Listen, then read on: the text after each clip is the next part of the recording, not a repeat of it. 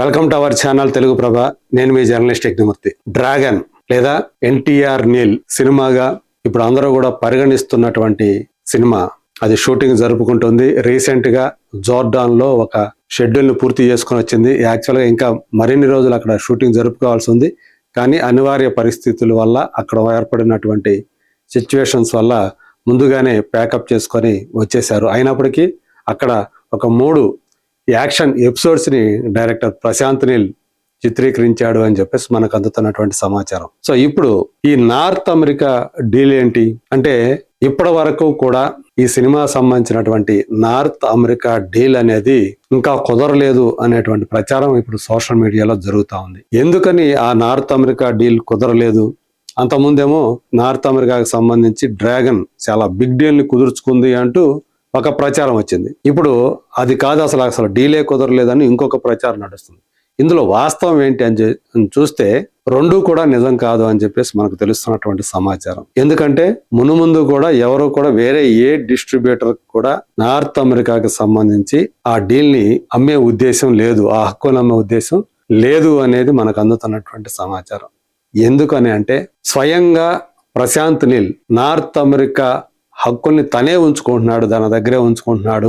అక్కడ ఉండేటువంటి north America distributor ద్వారా కమిషన్ బేసిస్ మీద తనే రిలీజ్ చేస్తాడు అని ఇప్పుడు మనకు అందుతున్నటువంటి ఒక విశ్వసనీయమైన సమాచారం. సో అంటే నిజం చెప్పాలంటే ఆ సినిమా మీద తనకున్నటువంటి నమ్మకాన్ని ఇది తెలియజేస్తోంది అని చెప్పేసి ట్రేడ్ వర్గాల వాళ్ళు ఇప్పుడు భావిస్తూ ఉన్నారు. అంటే ప్రశాంత్ నీల్కి ఎంత కాన్ఫిడెన్స్ ఉందో ఇది తెలియజేస్తోందని చెప్పేసి జూనియర్ ఎన్టీఆర్ ఆయనతో మాట్లాడే ప్రశాంత్ నీల్ ఈ పని చేశాడని కూడా చెప్పుకుంటూ ఉన్నారు. నార్త్ అమెరికాలో ప్రశాంత్ నీల్ సినిమాలకి విపరీతమైనటువంటి క్రేజ్ ఉంది. KGF 2 అక్కడ ఏకంగా $7.5 మిలియన్ ని వసూలు చేస్తే, ఆ తర్వాత వచ్చినటువంటి ప్రభాస్ సినిమా, తనే డైరెక్ట్ చేసినటువంటి ప్రభాస్ సినిమా సలార్ దానికంటే మించి $9 మిలియన్ ని నార్త్ అమెరికాలో వసూలు చేసి అక్కడ ఒక పెద్ద బ్లాక్ బస్టర్ అయింది. సో దాన్ని బట్టి ప్రశాంత్ నీల్ సినిమాలంటే నార్త్ అమెరికాలో విపరీతమైన క్రేజ్ ఉంది.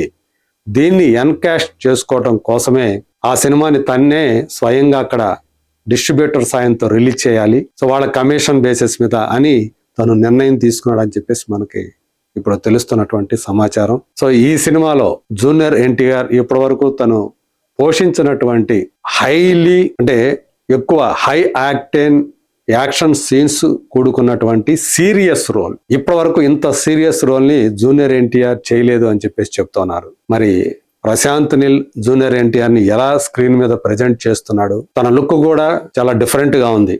అంతకుముందు నాన్నకు ప్రేమతో తను లాంగ్ బియర్డ్ తో కనిపించిన అది ఒక క్లాసిక్ లుక్, కానీ ఈ సినిమాలో క్లాసిక్ లుక్ కంటే కూడా ఒక ఇంటెన్స్ లుక్ ని ఆ లాంగ్ బియర్డ్ లో తను చూపిస్తున్నాడు అని చెప్పేసి రీసెంట్ గా రివీల్ అయినటువంటి జూనియర్ ఎన్టీఆర్ రూపమే మనకి తెలియజేస్తూ ఉంది. కొన్ని అనివార్య కారణాల వల్ల ఈ సినిమా షూటింగ్ లో మధ్యలో చాలా గ్యాప్ రావటం మనందరికీ తెలిసిందే. 4-5 నెలల గ్యాప్ వచ్చింది. ఆ సెకండ్ హాఫ్ స్క్రిప్ట్ గురించినటువంటి అక్కడ పూర్తి స్థాయిలో సాటిస్ఫై కాలేకపోవటం వల్లే జూనియర్ ఎన్టీఆర్ దానివల్ల గ్యాప్ వచ్చింది అనేది ఒక వాదన. అయితే తను ఎప్పుడూ కూడా ఎప్పటికప్పుడు డెవలప్ చేసుకుంటూ ఉంటాడు.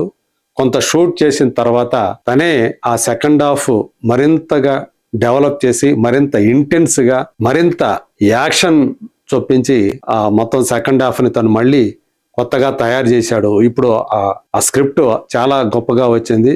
జూనియర్ ఎన్టీఆర్ కెరీర్ లో సోలో హీరోగా చూసుకుంటే ఖచ్చితంగా ఇంతకుముందు ఏదైతే దేవర 450 కోట్ల రూపాయల పైగా వసూలు చేసిందో దాన్ని ఈజీగా క్రాస్ చేసేటువంటి సినిమాగా ఇప్పుడు ఎన్టీఆర్ నీల్ సినిమాని పేర్కొంటున్నారు. మరి చూద్దాం, ఈ సినిమాకి డ్రాగన్ అనే టైటిల్ పెడతారా లేకపోతే వేరే టైటిల్ మారుస్తారా? సో మొత్తంగా చూసుకుంటే నిజానికైతే ఇది ఈ సంవత్సరం జూన్ లో రిలీజ్ అవ్వాల్సినటువంటి సినిమా, కానీ ప్రస్తుతం ఆ షూటింగ్ అది జరుగుతున్నటువంటి తీరుని బట్టి చూస్తే పోస్ట్ పోన్ అవటం ఖాయమని చెప్పేసి అనిపిస్తా ఉంది. చూద్దాం. ఏదైతే ప్రశాంత్ నీల్ ఈ సినిమా మీద నమ్మకం పెట్టుకుని నార్త్ అమెరికా హక్కుల్ని తనే ఉంచుకుంటున్నాడో, మరి అక్కడ ఆయన నమ్మకాన్ని నార్త్ అమెరికా ఆడియన్స్ ఏ మేరకు నిజం చేస్తారు, ఏ స్థాయి విజయాన్ని ఈ సినిమాకి కట్టబెడతారో let us wait and see.